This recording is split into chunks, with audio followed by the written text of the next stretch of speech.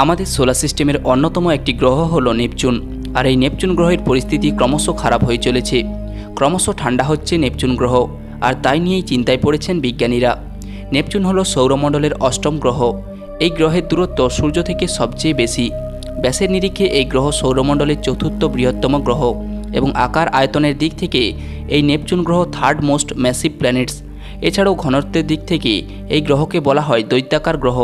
পৃথিবীর তুলনায় নেপচুনের ভর প্রায় 17 গুণ বেশি। এছাড়াও এর প্রায় কাছাকাছি থাকা ইউরেনাসের থেকে সামান্য বড় নেপচুন গ্রহ। সম্প্রতি বিজ্ঞানীরা জানিয়েছেন যে সম্প্রতি নেপচুনের তাপমাত্রার পতন ঘটছে।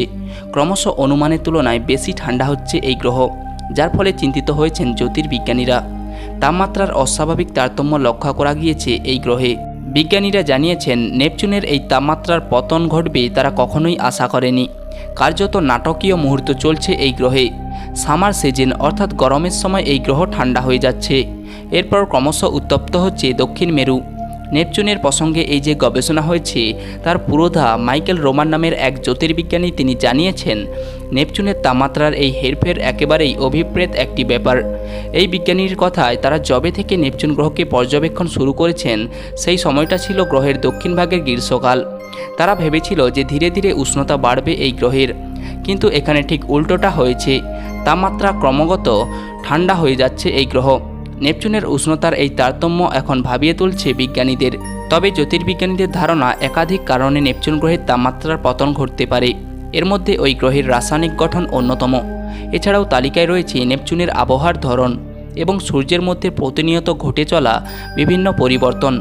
বিগত 17 বছর ধরে পৃথিবী থেকে বিভিন্ন টেলিস্কোপের মাধ্যমে নেপচুন গ্রহকে পর্যবেক্ষণ করছেন বিজ্ঞানীরা। তবে এই প্রথমবার এভাবে পারদপতন হতে দেখা গিয়েছে নেপচুনে। বিস্ময়ের সঙ্গে সঙ্গে চিন্তিত বিজ্ঞানী মহল।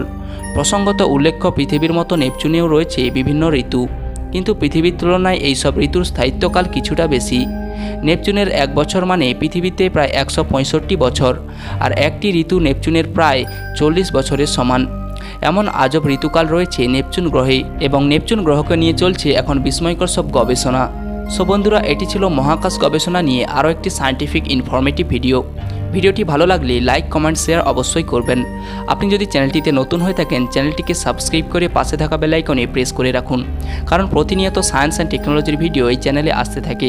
দেখা হচ্ছে নেক্সট ভিডিওতে। ততক্ষণ সবাই সুস্থ থাকুন। Thanks for watching.